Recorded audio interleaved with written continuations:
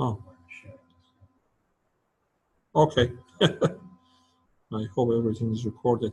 All right, let's look at here. Okay, let's go down.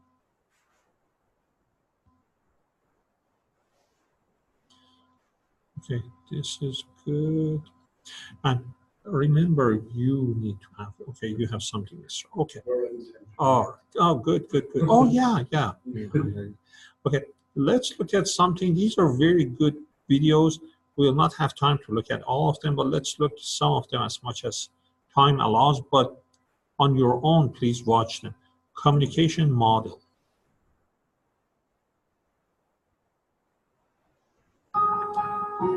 In fact, one moment. Let me want to make sure this is part of the share it. Don't want to. All right.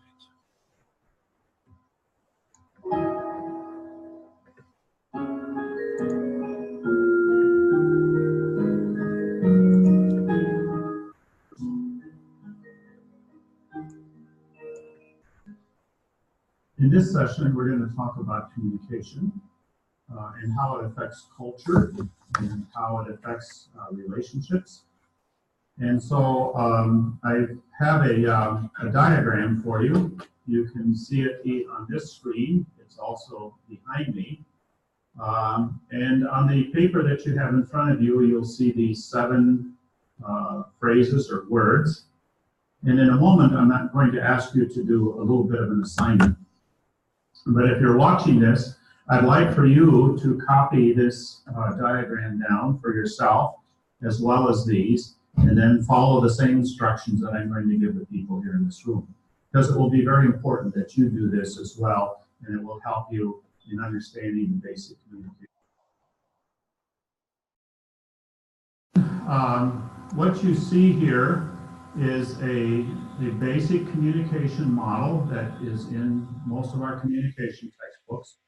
But we're going to look at it a little bit more deeply than normally we get into in the textbooks, because it can be so very important for us to understand and to realize where miscommunication happens, how we misunderstand people, and what we can do to better communicate with people so that there won't be misunderstanding. Now, there are 7 phrases or words up here: speaker, hearer, message, frame of reference, desired action, resultant action, and feedback. And on your sheet of paper, there are also 7 spaces, 4 on your left-hand side and 3 spaces on your right-hand side. All right, are we all clear so far? Good. Now, what I want you to do is write in each space the word that you think fits in that space. So each space will have 1 word, and you'll use each of these 7 items only 1 time. So no duplication or no leaving 1 blank. All right? So I'm going to give you just a few minutes to do that. When you think you've finished and when you think you got them correct, then I want you to talk to your neighbor and compare with your neighbor your answers and your neighbor's answers and see if you agree. If not, then explain why you wrote what you wrote. Hear the other person explain why they wrote what they wrote. See if you can come to some agreement. All right?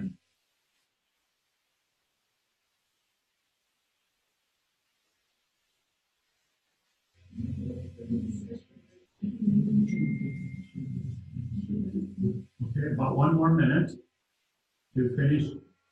If you agree or disagree, doesn't matter. We'll sort it out. Okay?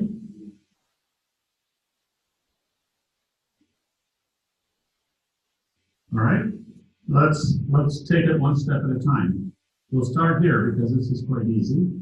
What did you write in here? Speaker.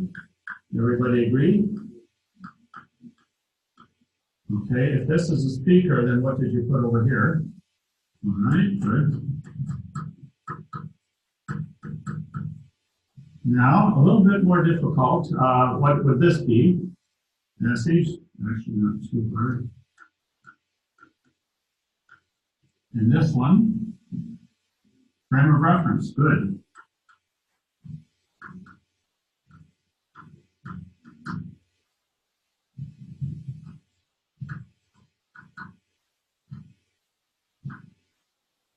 And the solid circle, result action, everybody agree?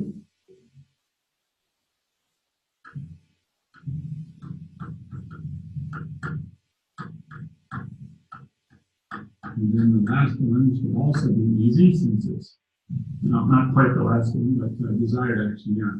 So this is sort of what was in somebody's mind. That's why it's a dotted circle. I don't know if that's, if you do the same in Russian as we do in, okay.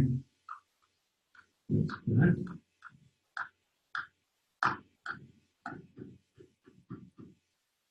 And this last one, feedback. What does feedback mean? Response, reaction, something, information coming back to you, okay? Feedback is actually a communications term, a technological term, but it peel off part of the signal, feed it back into strengthen the signal, send it out again so more people can hear eventually. I think it was radio that used it first. Okay, this is our primary way in which I think virtually everybody communicates. So we have the speaker, which is the source of the message.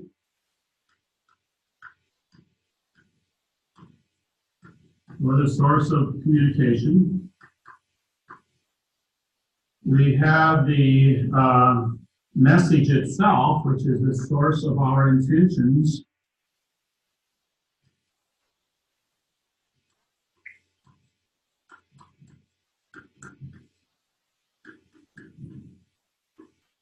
That is what we intended to communicate, what we wanted somebody to do or to hear or to respond to. And down here in frame of reference, this is the source of our assumptions.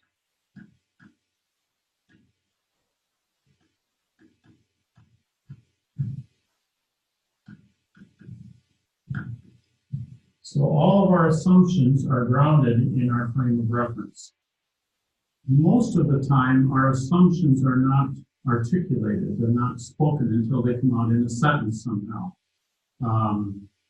So the monkey, for example, in the monkey and the fish story, was assuming that the fish needed help. That was an assumption he was making from his frame of reference.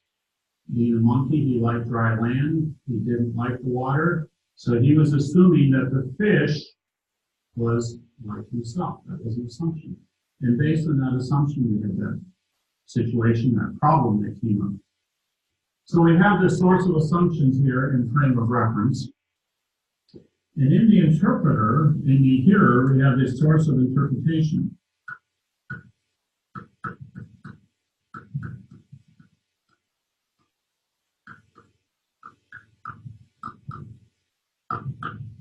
So this frame of reference shapes how the message is sent. But this frame of reference shapes how the message is heard. And unless both of them start here, there's a good chance there could be miscommunication, because this is their shared frame of reference. All right, we'll come back to that in a little bit. This is the most often it's a source of frustration.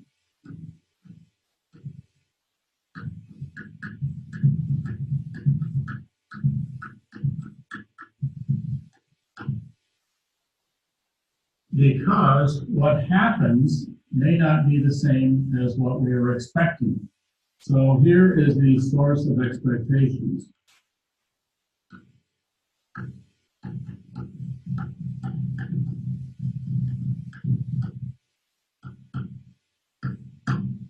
Where do our expectations come from? From our assumptions. Where does this result in action, this reality, come from? From the other frame of reference, exactly. So this starts to be an interweaving of our reality. We see how one piece influences another piece. So this heavily influences this, which influences this, all because of a certain frame of reference. This influences how we shape the message, what we say, how we say it, when we say it, and it also shapes our expectations. Then we make the assumption that what we have here in our mind when we send the message is the same as what the hearer will have in mind, and they will do what we wish, but in fact, oftentimes it's not the case. We'll do more and more of this as we get deeper and deeper. Feedback is the source of change.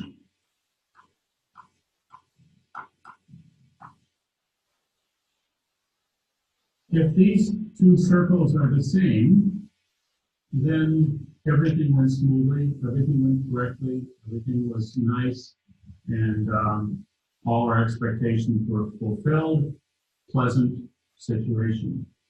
But when the two are quite different, then we have frustration because what happened wasn't what we were expecting, and that frustration comes back to us. And it's either the source of change, or sometimes it could also be the source of resistance. We'll talk about that a little bit more later on. Now, to make sure that we're kind of understanding this, I want you to use some different words. But let me tell you a story first. The story is a true story between my wife and myself. We were on our honeymoon. We had been married, and now we were settling in to a little cottage that someone had given us. And she said, tomorrow morning, I'd like to make your favorite breakfast. What would be your favorite breakfast? And so I said, well, that's easy. It's eggs, bacon, and toast. So the next morning, the noises are proper, and pretty soon the aroma comes through, and that seems good. And then she says, your breakfast is ready, come and get it. So out in the kitchen was a little table, only about this size, and everything was dished up. She found a little candle on the table, either a candle or a flower is usually in the center of the table. It was winter time, so no flowers. And she had dished up and she was sitting here. So she, when I came into the room, I noticed there was this expectancy in her eyes, but I wasn't quite sure how to interpret that, and so I sat down and I said, well, let's bow our heads and give thanks for the food. And as I bowed my head, I didn't close my eyes quickly enough, and I says, oh, what's this? You guys are doing it too. You're making me feel, okay. So I said, what's this? She said, that's your eggs, bacon, and toast. And I said, what did you do to the eggs? And she said, well, I poached your eggs. Why? And says, you poached the eggs. Why would anybody do such an immoral thing to an egg? Notice, let me just one moment. Did you notice the expression on that man's face? It probably doesn't know what does poaching an egg means. Just cooking it with water. Now, at this point, I was ready for a reasoned, rational, calm discussion on the art of cooking eggs. My wife wasn't interested in any of that stuff. She actually got up from the table and left. Now the expectancy was gone from her eyes, and the tears were coming. And some of you are laughing at me, but your time is coming, I tell you. All right. Now, I told you something about my wife's background. Where did she grow up? Zimbabwe. What do you know about the history of the country of Zimbabwe? Anything? Nothing? Do you remember who its colonial ruler was? Not France, actually, it's Great Britain. Yeah, they were an English-speaking country. Some of the surrounding countries were colonized by France, and also Portugal. So just immediately to the east was Mozambique, which is Portuguese. And then immediately, not immediately to the west, but fairly close to the west would be what they called Congo and places like that. But this was the British that had colonized it. And then her mother was also Canadian, so she was also quite influenced by the Crown, as we say, Great Britain. My background, one of my grandparents was born in Switzerland and came to America and was a young girl, quite young girl, I think 6 or 7. But my other grandparent was born shortly after by Swiss immigrants coming to America. And so I have a very strong Swiss heritage. TBS is a perfect way to Sorry about that.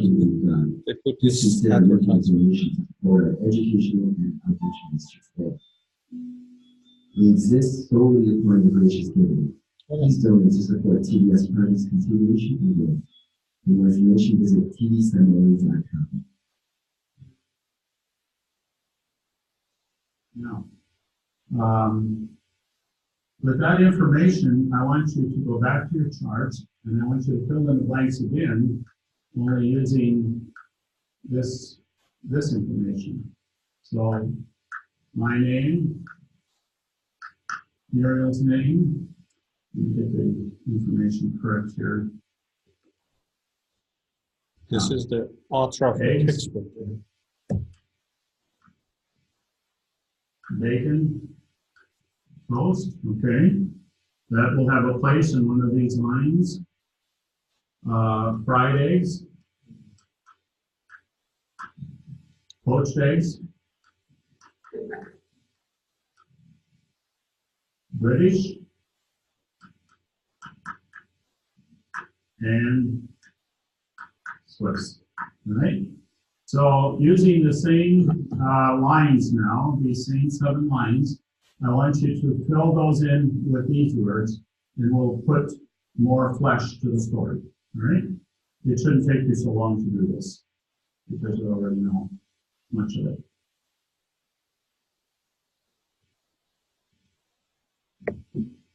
Everybody finished? Okay. Let's fill these in. Speaker. And the message. Eggs, bacon, and toast. Yeah, that's what I asked for. Bacon. All right. That was the message. She asked me what I would like, so I gave her the message. So the hearer would be Muriel. All right. And what was my frame of reference? Swiss, exactly. And what was her frame of reference? Now, what do you know about the British at breakfast time? I'll tell you, they do silly things.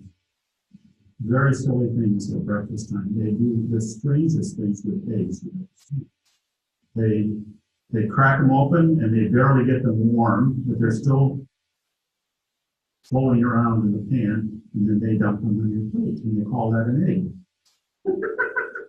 Now the Swiss, they know how to cook eggs. By the way, most people don't know why the American Revolution happened. Poached eggs. After a while, you just get tired of these sort of things, and you go off somewhere else. So a bunch of us went off to America to start the new world over there, and cook eggs the Swiss way. That's how those are the origins of America. You won't find that in most history books, but I know the truth.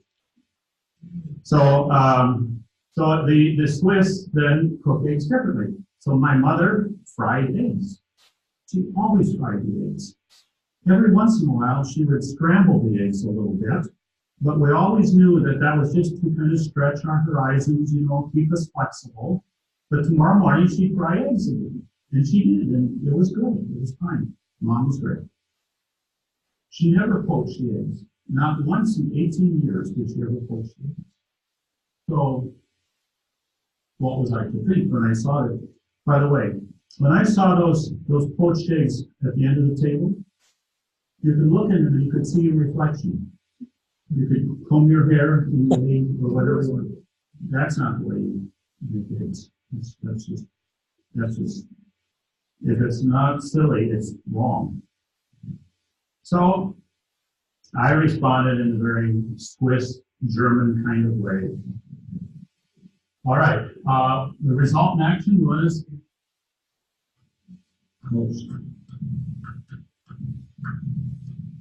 what I was hoping for, and the feedback, frustration. Yeah, exactly.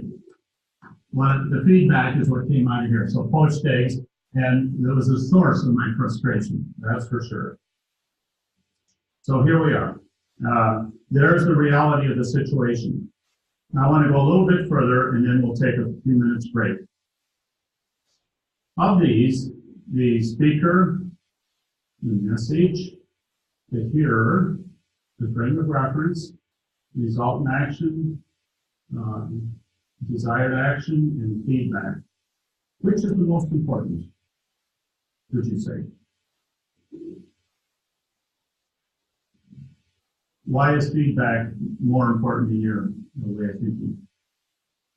Думаю, что в этом здесь важнее всего, потому что ваша жена хотела это увидеть. И завтрак в этом смысле это что-то полное. So it's a way of understanding her motivation, that she was trying hard to please me and did do the right thing for this.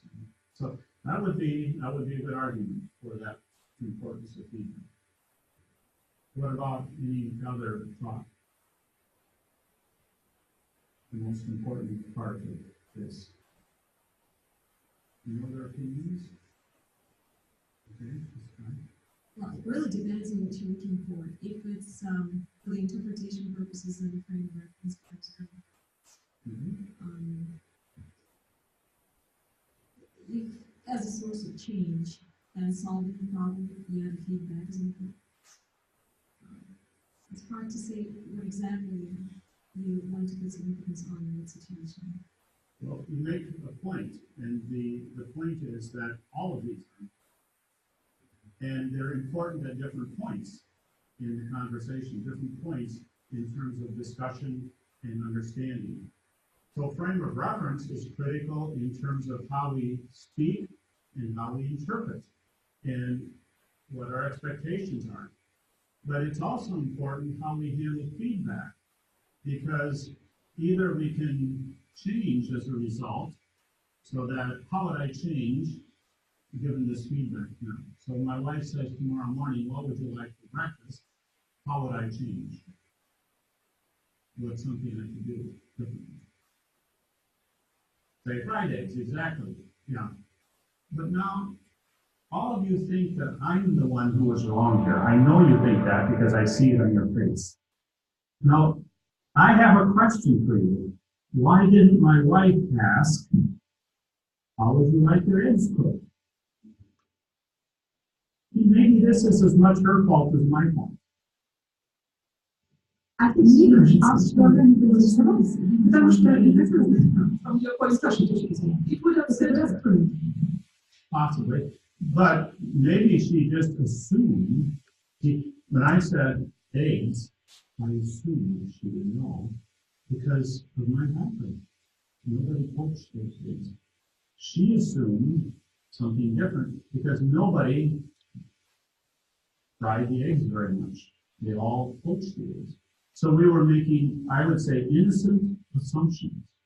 But they were assumptions that we didn't even know we were making. We just said it, she just heard it, and we just thought it would be okay because we didn't clarify our assumptions. So all of these actually are quite important to us. When we come back in a few minutes, we're going to investigate these a little bit more carefully because we need to understand them. And if we understand this basic model of communication, even if we're talking with our spouse, or if we're talking with our children, or our parents or grandparents, or the colleagues in the office, or our friends, it doesn't matter. This is always going on. The more we understand the details of this, and the more it enters into our thinking as we're communicating together, the better our communication will be. It will be more accurate. It'll be less conflict, less misunderstanding, less misinterpretation, less frustration, and everybody will end up being happier. So we'll take a break now. Okay. Let's stop sharing. Stop this. Okay. What do you think about it? What did you learn?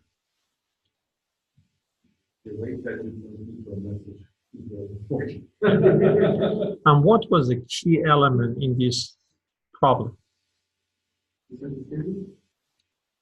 Which came from what? You said misunderstanding, but from what? Frames of reference, and yes, they have different frames of reference, but what did they do or not do? Yeah, what did he do about that? Assume, yeah, assumption. And both of them, she assumed and he assumed. That's why they didn't give enough explanation. And that's where the frustration and miscommunication, everything happens. That happens when we preach, teach, share, talk to people, want to share the gospel.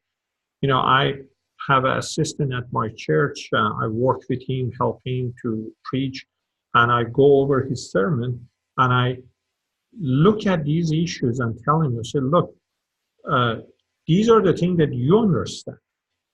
But how do you know that people understand?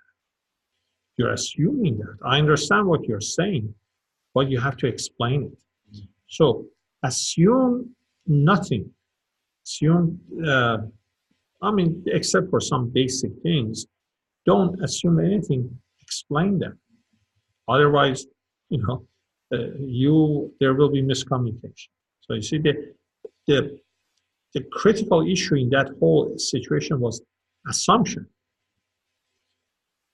You go and talk to people, whether Muslim, Hindu, Buddhist, Shinto, whatever, Catholic, and we make assumption.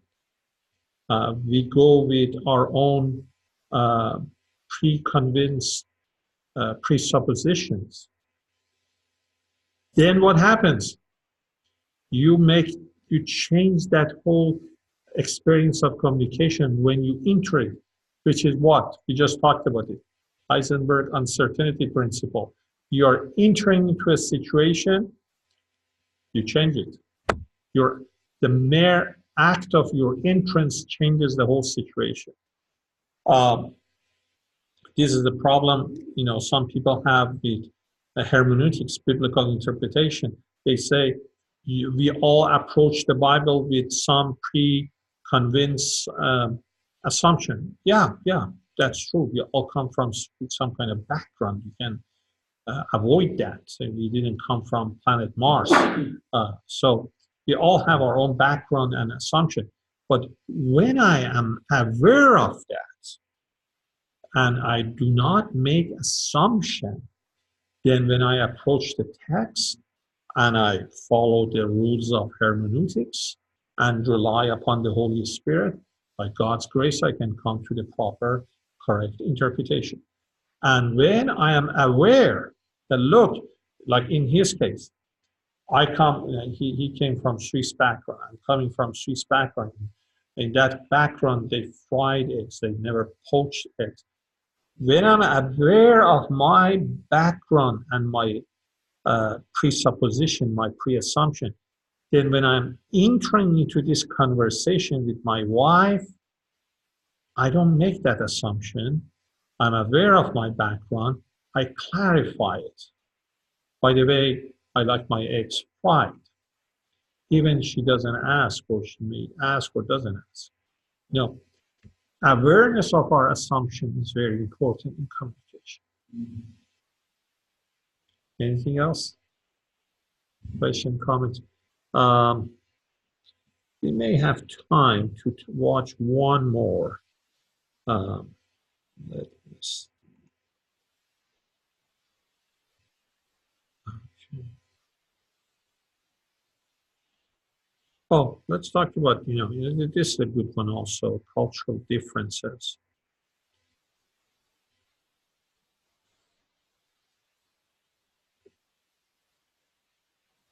And then we go to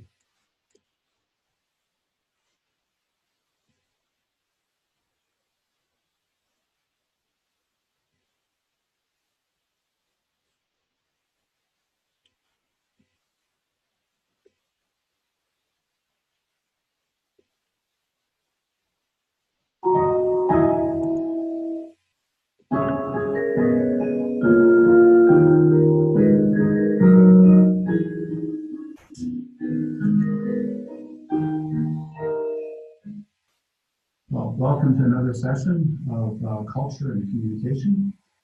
In this session, we're going to be dealing with cultural differences. There's probably an infinite number of cultural differences that we could talk about, but we're going to talk about only 6 or 8 of them, depending on our time, but it will give us a flavor for some of the cultural differences and some categories for how to identify these cultural differences. But before we get to some of the actual cultural differences, I have we will finish by 9:30. And it was written by a person who was Anglican in background, and he wrote a book called The Miracle of Dialogue.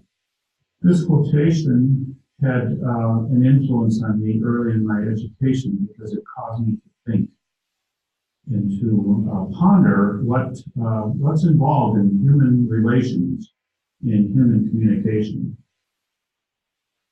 Rule Howe says, every man is a potential adversary, even those we love.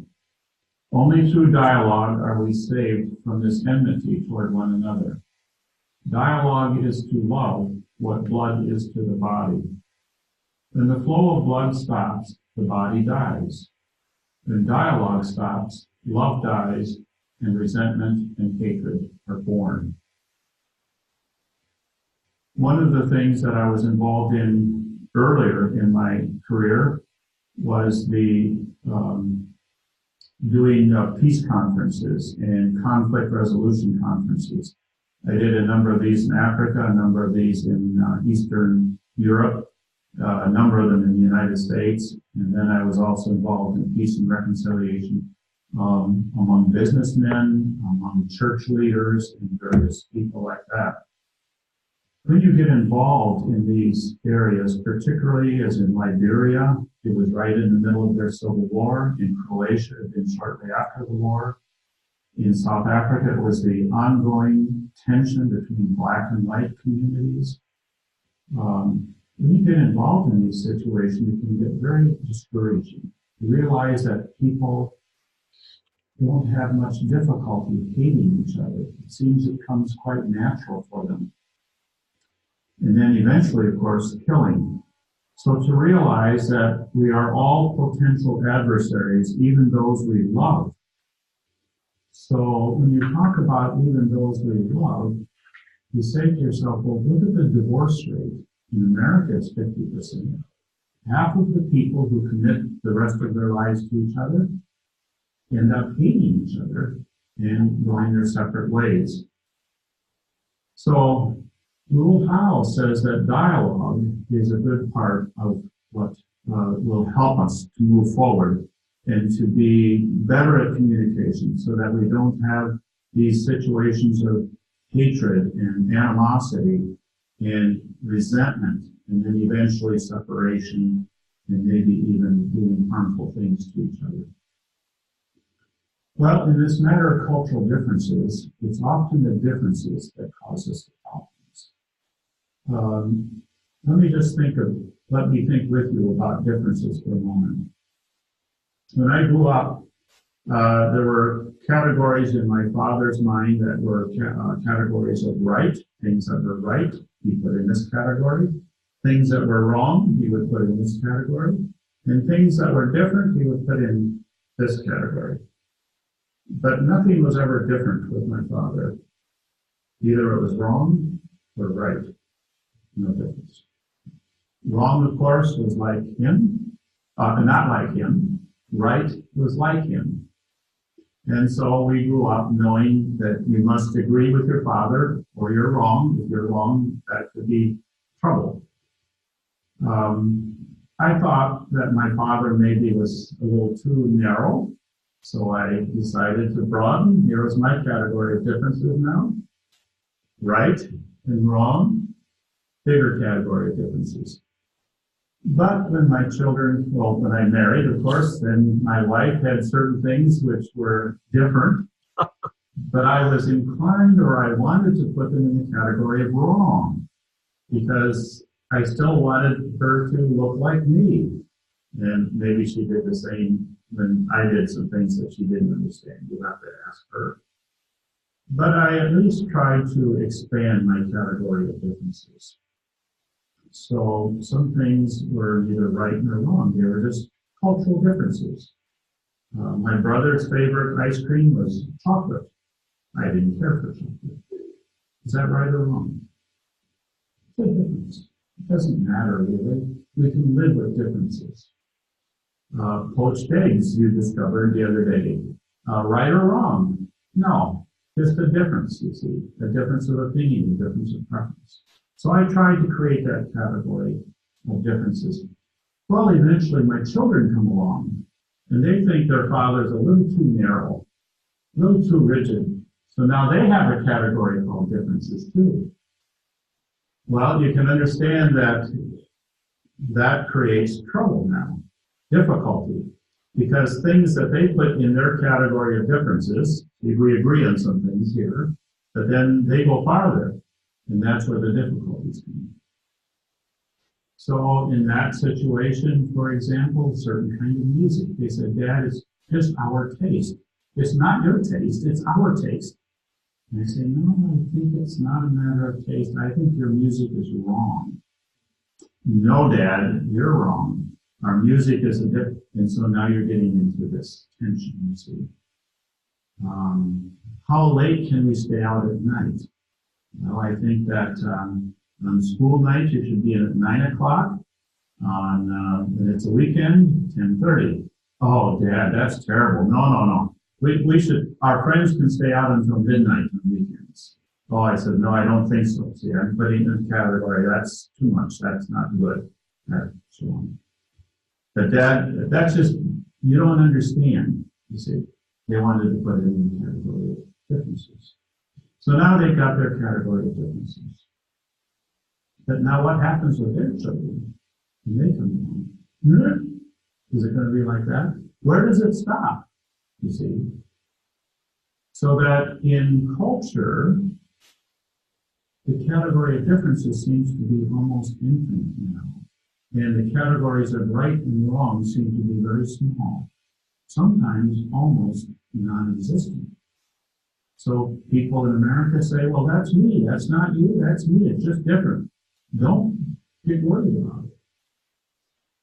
Well, that's one of the tension points, of course. When you're a Christian particularly, the Bible articulates, the Bible speaks of rights and wrongs, things that we can believe, things that are right, and we can engage in those things. Other things that are wrong, they're sinful, they go against God's will and God's purposes, and we should avoid doing those. And we believe that God makes those things right or wrong for good reason. They protect us. They help us to live better, more fulfilled, more satisfying kinds of lives. Now, many of us have the difficulty, not so much of this area of differences, but of a reasonable category of differences. But when we find something that's should be in the category of difference, our tendency is to put it in the category of wrong and to judge people. We're continuing that idea of making judgments because we assume that our way is the right way.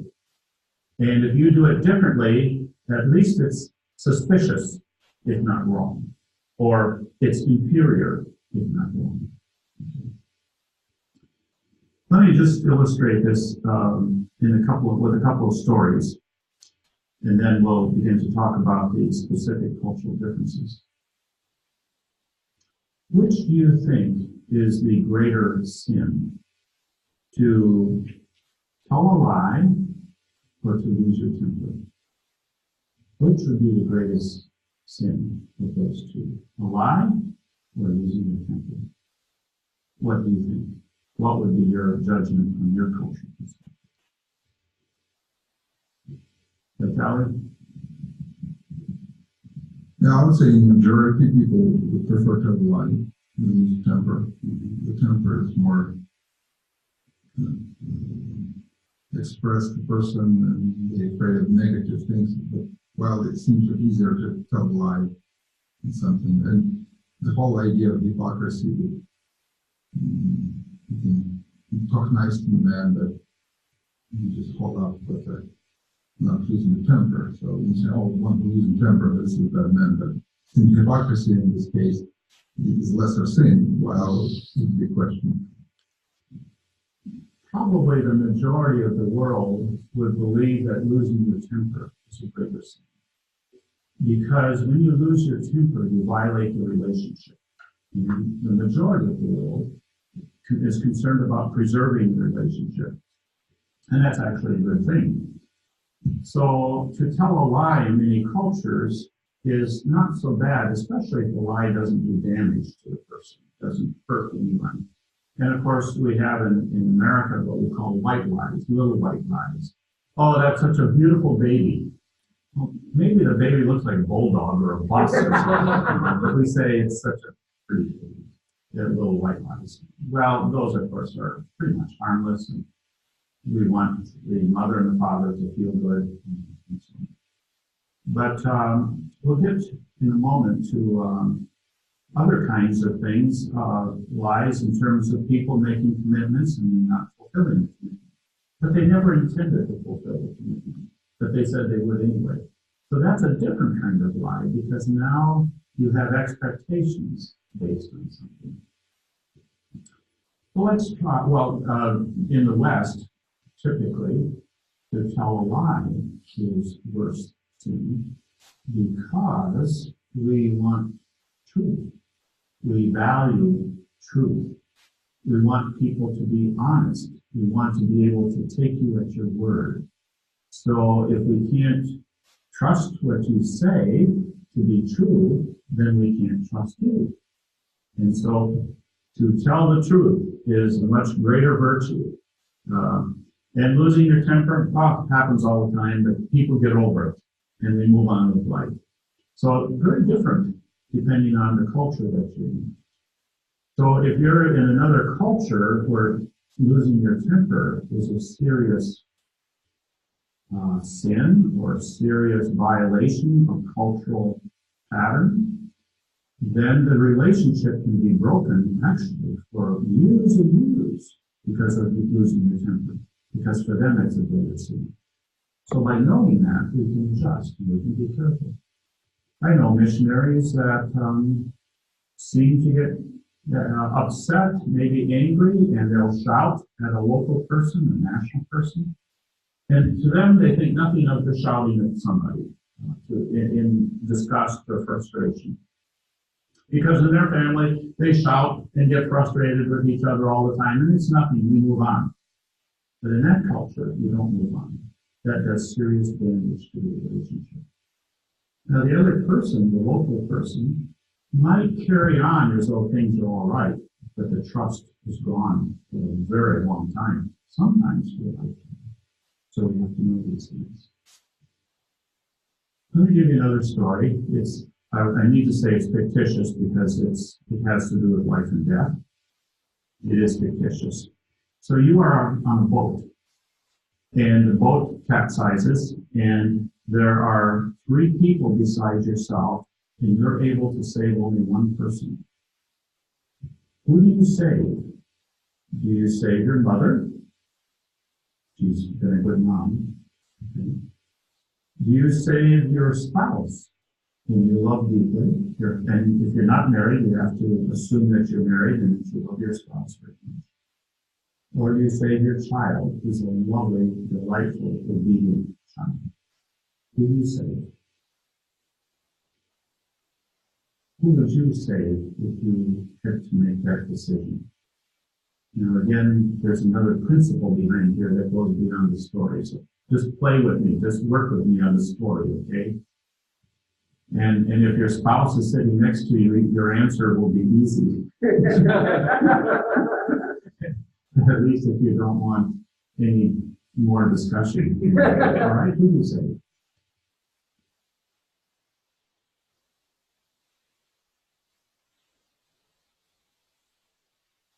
All right, give us a try here. Tina? I think a child, because adults can help themselves and the children are helpless. You might think that perhaps the spouse could make it to safety or something. In this case, the story allows for not for that to happen. So. But save the child. Okay, that's one answer. We'll come back to that in a moment. Would somebody save a different member, the spouse or the mother? Well, how many of you would save your mother? What? Would you please give us a little broader context? Because it's really difficult. It is. When you talk about a child, what age is the child? I mean, if it's a small child, and really like 3-year-old, he won't make it himself or herself, right? Nobody's going to make it unless you take care of them. No. So that's the rule. So it's me and somebody else. It's you and somebody else, and everybody else will die. In the story. Yes, it is very difficult. Signing off. No, you can't sign off because then everybody, you can't save anybody then. How do I save that person? What's the saving device? Because you have the capacity to take them safely to shore. Okay. Maybe you're a good swimmer and you can swim. Right. No saving memory. No. For the purposes of the story, it has to be very clean. Okay. You can't. It's not allowed in the story. Well, I'll probably vote for a child. You would probably say the child. Yeah. Okay. All right. Fair enough. There are no right or wrong answers here. It is a moral choice. Is there an option not to save anyone and to die with all of them? Not in the story. That's not. Okay. Okay. Vitaly, do you want to give us your answer? Yeah, I assume the question is really try to expose the cultural understanding of who is more important in culture. There's some We're going to get to that. mothers or something, but really, we're waiting so long. I think everybody dies. We couldn't decide who to say. And that has happened in real life. Yeah, I assume because it's a hard decision. And So I don't know right now. I don't think in our culture is really, we have this great, somewhat patristic culture or the term mother's culture, the mother is important, but I don't think in Russian culture it's too much of anything. So it will be somewhere like a impulsive things to do it. So this is very hard for us to decide. We don't have this strong cultural idea of who is more important. Okay, so more like harder to decide. Why would you save your child? Let's talk about that. What would be the rationale for saving the child versus the other two? Well, in my personal situation, I love my husband more than any other member of the family, even more than my child. But at the same time, I know that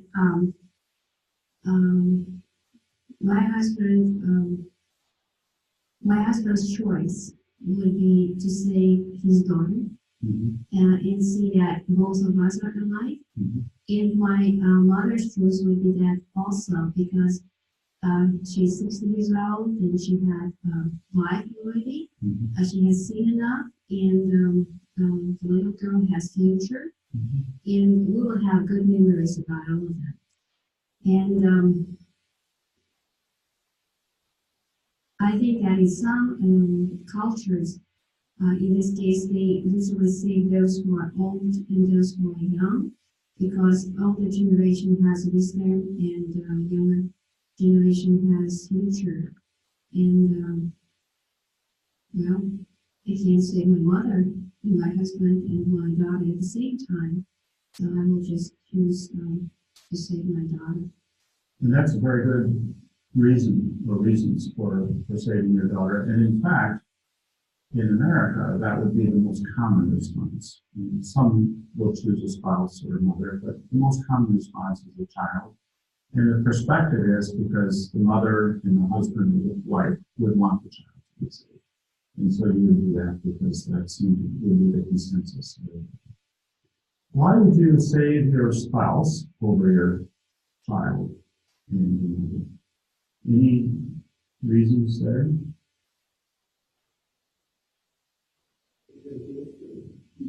Now you're going to argue now for the other decision. No, No. I just want to give another reason why I would save my husband if that was the decision of other members of the family. Mm-hmm. So, because life would be miserable without your second half.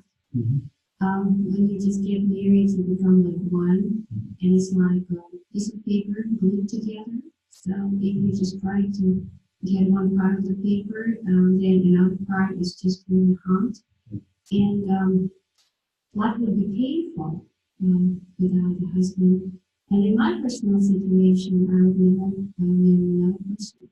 That's my decision. Mm-hmm. And at the same time, sometimes they say you could get another husband, and then why not just save your daughter? Mm-hmm. You can get another child if you get married again, Mm-hmm. and you have only one mother. Mm-hmm. So it's a difficult decision. It is, yeah. Mm-hmm. Right, so the bond of husband and wife is very strong. The love, the loyalty that you build up, the desire to be with that person for the rest of your life. Now, under what conditions would you save your mother? She would be the choice.